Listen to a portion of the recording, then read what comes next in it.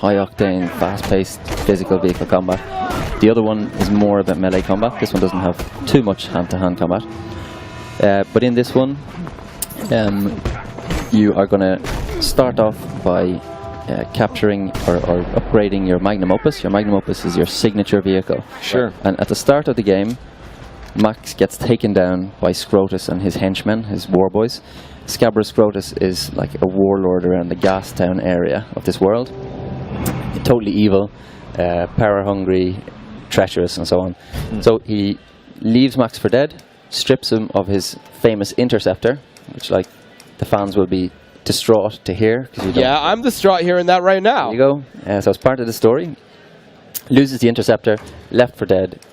Should really probably die, but he's Mad Max. He's Mad Max. Yeah, I mean, the ultimate survivor. Enlists the help from some companions in the game, and then gradually your journey throughout the game is to build an even better wasteland war machine. Oh man. And every player will choose to customize and look for different parts and enlist the help of different people in the wasteland, and will ultimately produce a vehicle that's unique to them. Wow. So how much of, like, it seems like there's so many elements to this game. It looks, I see, like, RPG elements, inventory elements, and like action, driving. So like, how do you want to balance how, like, how do you want this to feel to for players? Yeah, well, it's an Avalanche game, so first and foremost, one of our main characters is always the world. Right. So we started off by taking a location around Gastown. Gastown is an oil refinery. It's got pipes leading out to oil rigs, which are situated in the sea. So it's a seabed. There's actually a volcano underneath the sea. Harbour wall, industrial region servicing the Gastown refinery. There's an airport, there's a financial district, and so on. And then we threw the apocalypse at it.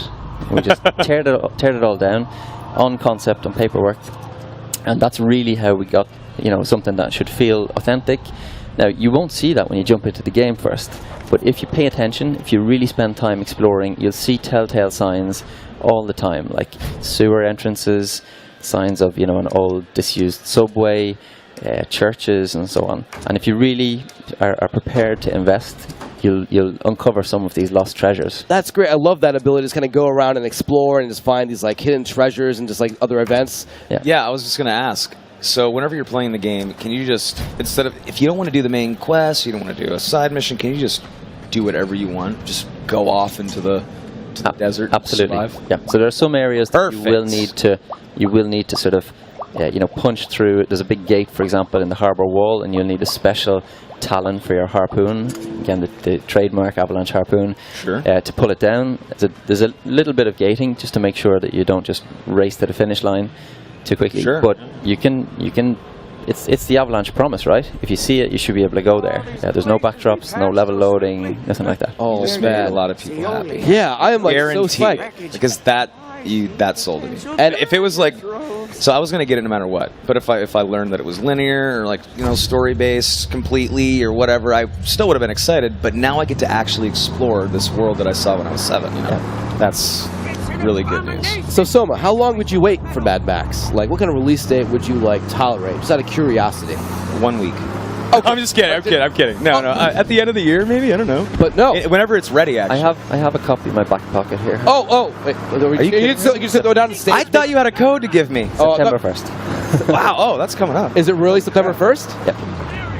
That is soon. That is just like. I asked you earlier how long you guys have been in development. I was actually surprised. Can you tell us? Yep, 3.5 years. 3.5 years. You said it's sick. That's cool. but yeah, I mean that you can tell like a lot of love. Just looking at the game now, just like exploring the open wasteland, and just where does this take place in just like the timeline of Mad Max? Is this like after the last movie, or we are a little bit hazy on that? Oh, sure. Okay, understandable. Yeah, but I think it's actually a precursor to the Fury Road. Okay. But really, if you look at all of the films, Mad Max's journey is nearly always the same. He's totally insane at the start. Yeah. Maybe apart from the first one. Totally insane. He wants to just detach himself from humanity.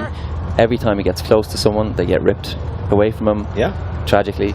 But in order to find peace, in order to escape, he always has to make friends with somebody or make some sort of partnership. And that ultimately always ends in tragedy, in even more tragedy, and you know, the whiplash back to teetering on insanity again. Just dashing tragedy, a little bit more tragedy. It's just You're right about Max. needs a little bit more tragedy. Let's tear away someone else that he loves.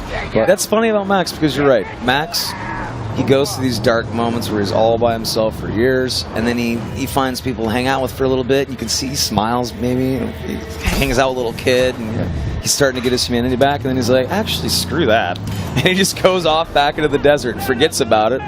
Well, maybe I need to hang out with a little kid again and throw a boomerang around or something like that. And then he like has this human moment, and yeah. But what really wrecks his head is the fact that it always seems to be his presence that brings on the doom on the people. So it is, though.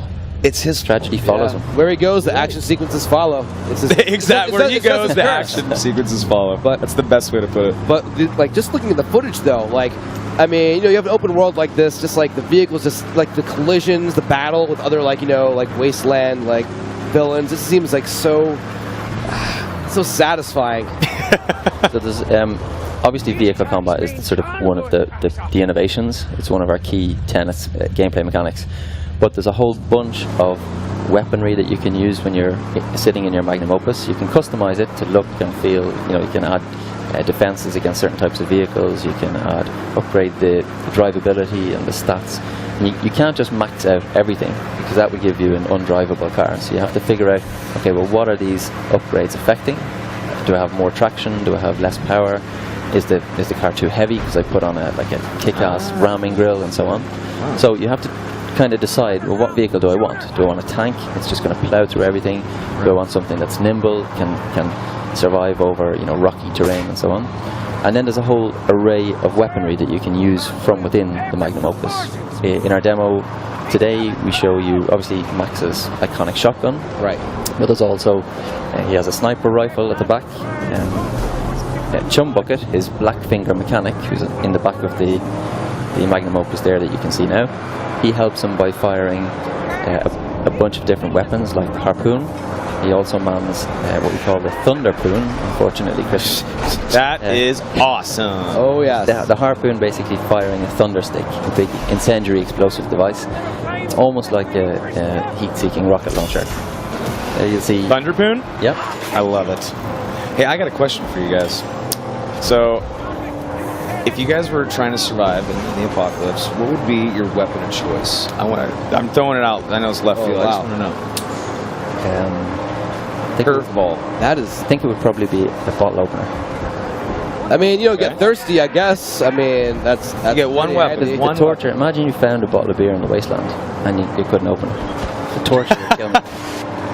What if Max is a badass, though? He'd just twist it off with his eye, wouldn't he?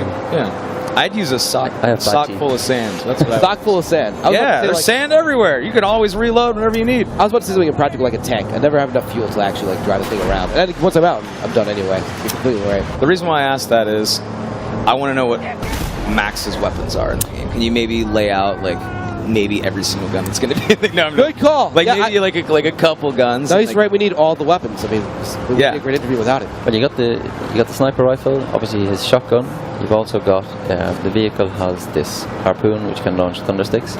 He can pick up any melee weapon that the enemies have, including thundersticks. Anything they drop it, he can pick it up. They drop it, he picks it up. Love that. He has shivs, small like kind of